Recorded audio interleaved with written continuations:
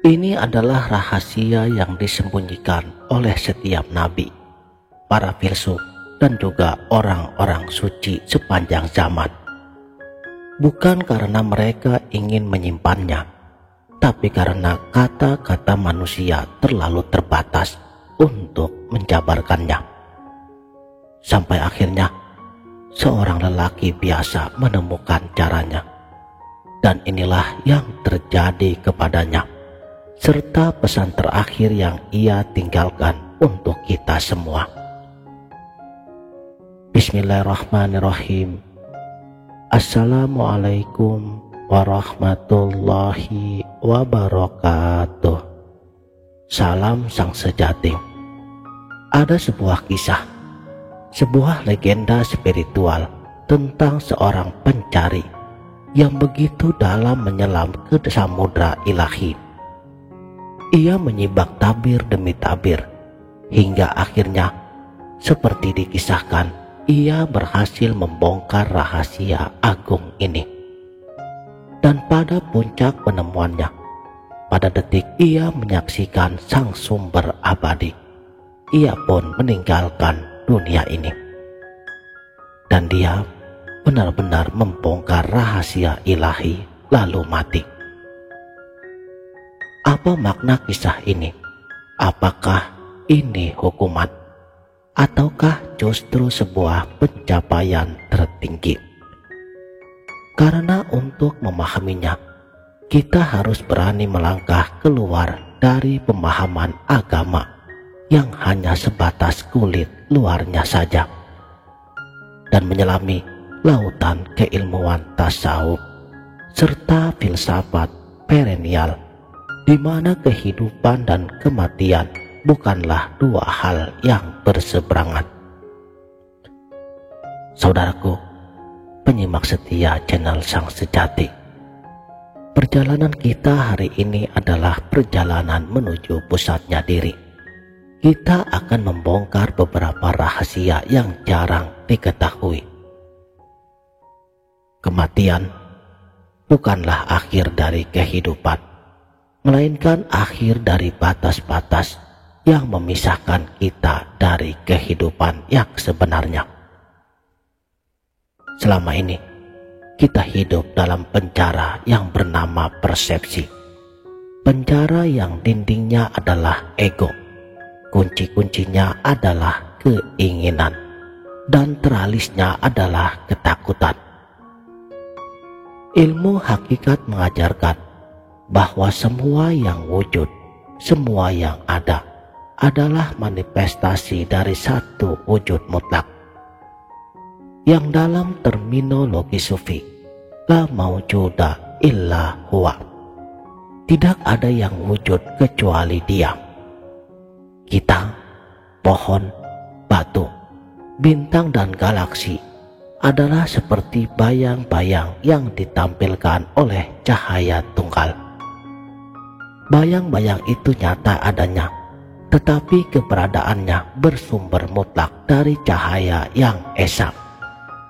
Jadi siapa sebenarnya kita? Inilah rahasia pertama yang dibongkar oleh sang pencari. Ia menemukan bahwa akunya yang selama ini ia perjuangkan, ia banggakan, ia susahkan, hanyalah ilusi yang sangat meyakinkan.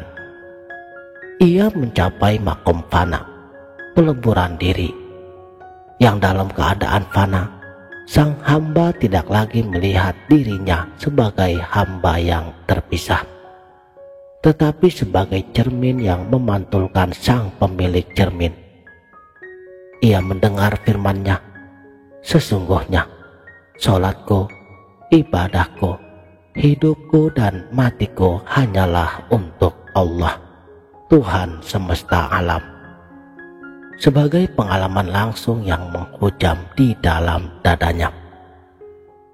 Dia yang mengenal dirinya, maka dia akan mengenal Tuhannya. Mengenal diri di sini bukanlah mengenal kepribadianmu, kesukaanmu, atau traumamu. Bukan. Mengenal diri adalah menyelami hingga ke inti keberadaanmu, melampaui pikiran, melampaui perasaan, hingga sampai pada sebuah kesadaran murni yang diam, yang menyaksikan segala sesuatu. Di titik itu, ia bertanya, siapa yang menyaksikan pikiranmu ini? Siapa yang merasakan perasaanmu ini?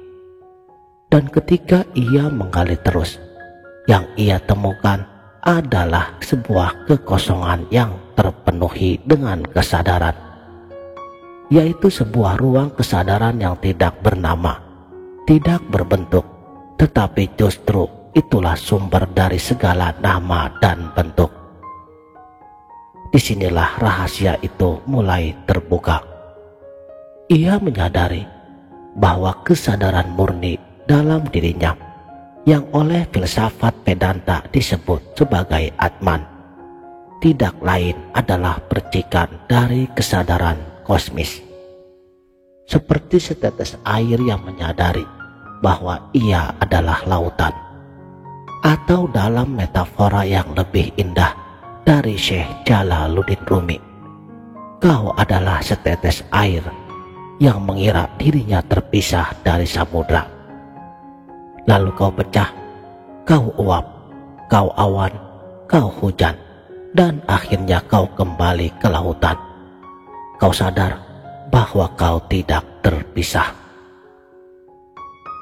Lalu, apa itu membongkar rahasia ilahi? Bukan berarti ia mengetahui segala sesuatu yang akan terjadi, atau tahu di mana surga dan neraka. Bukan. Membongkar rahasia ilahi adalah menyaksikan langsung bagaimana yang esa memanifestasikan dirinya menjadi yang banyak. Inilah yang dimaksud oleh para guru sufi, syuhudul wahdah fil kasrah, syuhudul kasrah fil wahdah. Yang akhirnya, bagaimana keheningan abadi melahirkan simfoni semesta. Bagaimana cinta ilahi yang ingin dikenal menciptakan cermin-cermin agar ia dapat melihat wajahnya sendiri. Seperti yang dikatakan dalam hadis qudsi, aku adalah perbendaharaan tersembunyi. Maka aku cinta untuk dikenal, maka aku menciptakan makhluk. Saudaraku, sang sejati, sang pencari itu berdiri di ambang batas, menyaksikan permainan ilusi maya sang ilahi. Ia melihat bahwa penderitaan dan kebahagiaan, hidup dan mati, baik dan buruk, adalah dua sisi dari koin yang sama. Semuanya adalah tarian energi dari sumber yang sama. Inilah puncak kebijaksanaan. Inilah hikmahnya. Lalu mengapa ia mati? Kematian sang pencari di puncak penemuan adalah kepulangan yang dirayakan, bukan kepergian yang diratapi. Kematiannya bukanlah hukuman karena telah membongkar rahasianya. Itu adalah pandangan yang dangkal. Kematiannya adalah konsekuensi alami yang logis dan indah. Bayangkan sebuah lilin yang dinyalakan di tengah teriknya matahari. Apakah cahaya lilin masih relevan? Apakah ia masih memiliki tugas untuk menerangi? Tidak. Keberadaannya telah lebur dalam cahaya matahari yang jauh lebih terang. Demikianlah sang pencari, ketika akunya telah lebur, fana, maka yang tersisa hanya kesadaran ilahi, bako. Tubuh fisiknya hanyalah sisa-sisa bentuk yang sudah kehilangan dirinya yang semu, yaitu ego. Baginya, hidup di alam dunia yang penuh dengan dualitas dan ilusi, setelah menyaksikan kesatuan mutlak, adalah sebuah beban yang sangat berat.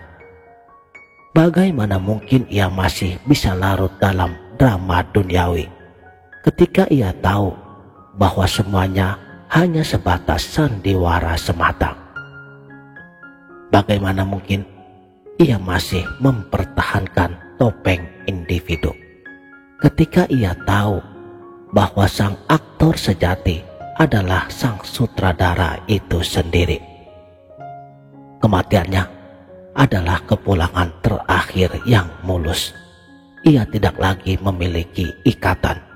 Ia telah menyelesaikan kontraknya. Ia telah mati sebelum mati. Inilah maknanya, bahwa ia telah mengalami kematian egonya, sehingga kematian fisiknya hanyalah sebuah formalitas, sebuah pintu terakhir yang ia lalui dengan senyuman untuk menyempurnakan penyatuannya dengan sang kekasih. Lalu apa pelajaran untuk kita yang masih berjuang di sini? Tujuan perjalanan spiritual bukan untuk menjadi orang yang luar biasa, tetapi untuk melihat yang luar biasa dalam yang biasa. Kita tidak perlu mati secara fisik untuk memahami rahasia ini. Pelajarannya adalah, mulailah melampaui egomu. Berhentilah mengidentifikasi diri hanya sebatas tubuh dan pikiranmu. Latihlah keheningan. Duduklah dalam diammu dan rasakan siapa aku. Lupakan jawaban intelektual. Cukup rasakanlah. Lihatlah dunia dengan mata baru. Ketika kau melihat sebatang pohon, jangan melihat sebagai objek yang terpisah. Lihatlah sebagai manifestasi daripada kehidupan yang sama, yang juga mengalir pada dirimu. Ketika menolong orang, jangan melihat dia sebagai orang lain, tetapi sebagai bagian dari dirimu yang lebih luas. Inilah yang disebut tasawuf akhlaki, tasawuf yang terwujud dalam akhlak sehari-hari. Jadi, kisah ini adalah sebatas simbol bagi setiap diri bahwa suatu saatnya nanti kita semua akan mati. Pertanyaannya sekarang, apakah kita akan pulang sebagai orang asing yang ketakutan, ataukah sebagai kekasih yang telah mengenal rumahnya sendiri selama perantauan di dunia? Perjalanan membongkar rahasia itu dimulai dari sini. Sekarang, dari setiap tarikan nafas yang kau sadari sebagai anugerahnya, dari setiap detak jantungmu yang kau rasakan sebagai irama ilahi. Kau tidak perlu pergi kemana-mana. Duduklah, diam, dan selamilah. Karena pada akhirnya, rahasia ilahi yang paling agung itu tidak berada di langit ketujuh, tetapi bersemayam tenang di dalam relung hatimu. Ia menunggumu untuk kembali dan mengenalnya. Siapa yang mengenal dirinya, maka ia mengenal Tuhannya. Semoga kita semua diberikan cahaya untuk melihatnya. Wabillahi taufik wal hidayah. Wassalamualaikum warahmatullahi wabarakatuh.